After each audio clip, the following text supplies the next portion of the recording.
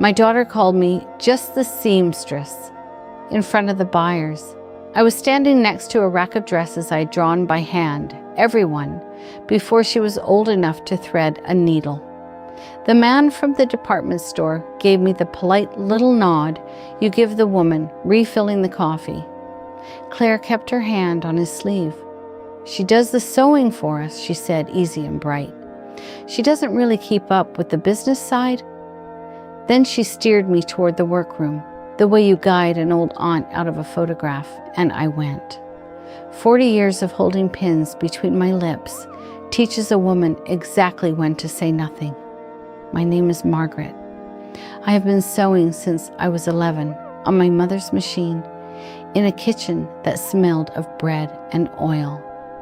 I opened my first shop at 26 with a borrowed iron and a folding table. Every dress that built this little label started as a line from my pencil. The wrap coat the magazines loved, the one with the seam that falls just right. I drew that on the back of a hospital form while my husband was slipping away down the hall. That night, the buyers stood under a banner with the brand's name spelled out in gold, and every shape on the wall behind them had begun on my paper. A few years ago, Claire told me the business had to grow up. She meant it kindly, the way people are kind when they have already decided you are what is holding them back. She found a partner with money and strong opinions. She traded the old shop for a glass storefront downtown, put her own name on the door, and a younger girl at my machine. Somewhere in there, she stopped saying Mom's patterns and started saying our collection. I let it go. A mother lets a great deal go, telling herself the girl is only finding her feet.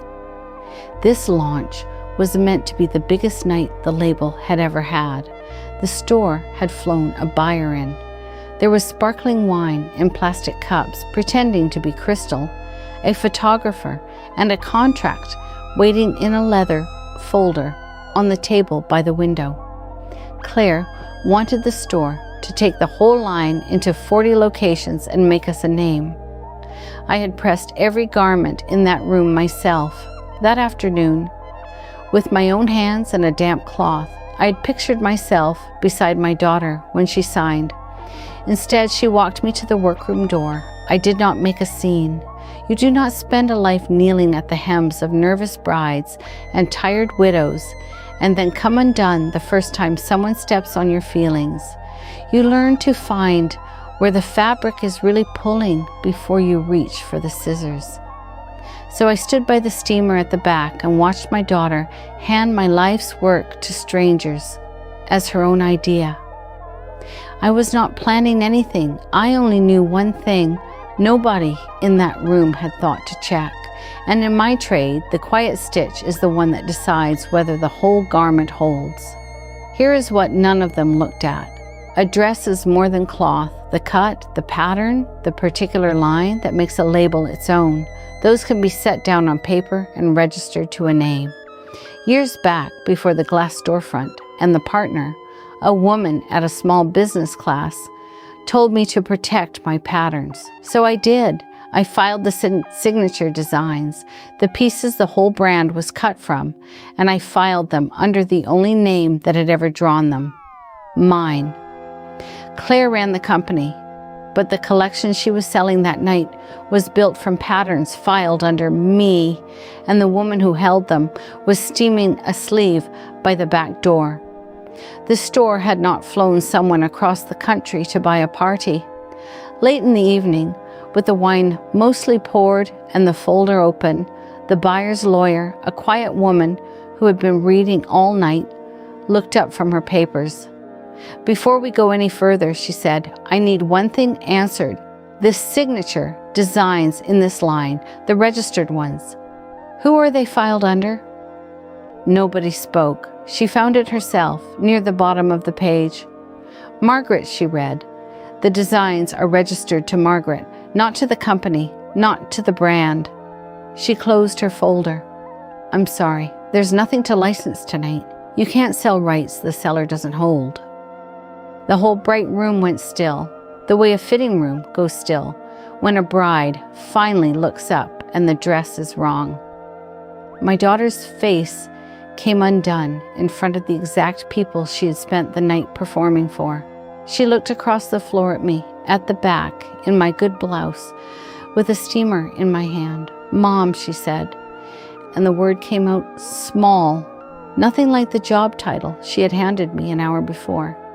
I could have ended it with one word, a single refusal to sign those patterns over, and Claire had a glass storefront and a rack of clothes she no longer owned the right to sell. 40 years gives a woman a thread like that to pull, if she wants to.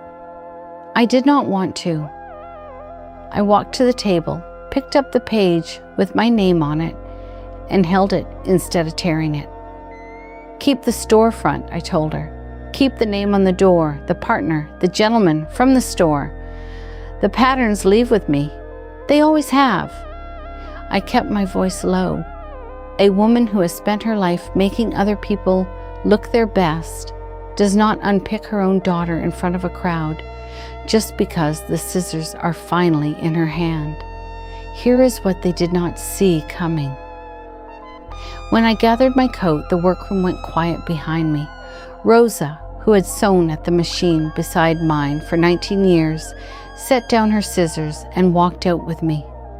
Then 2 more women from the back room.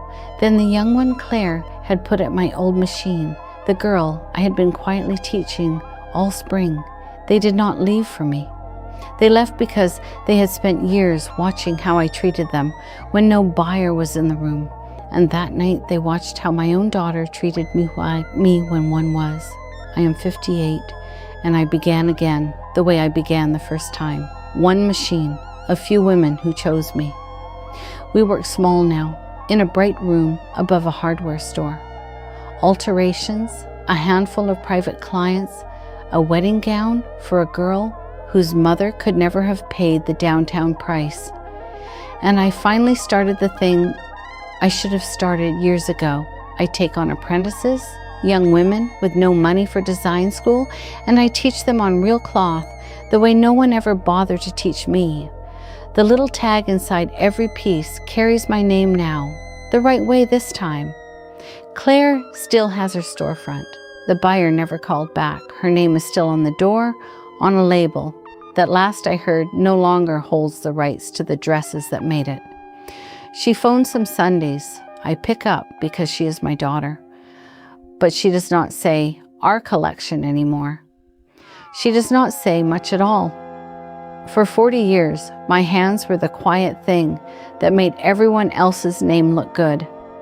They thought I was only the woman in the back who does the sewing. I was the pattern the whole label had been cut from. You can send a woman to the back of the room anytime you please.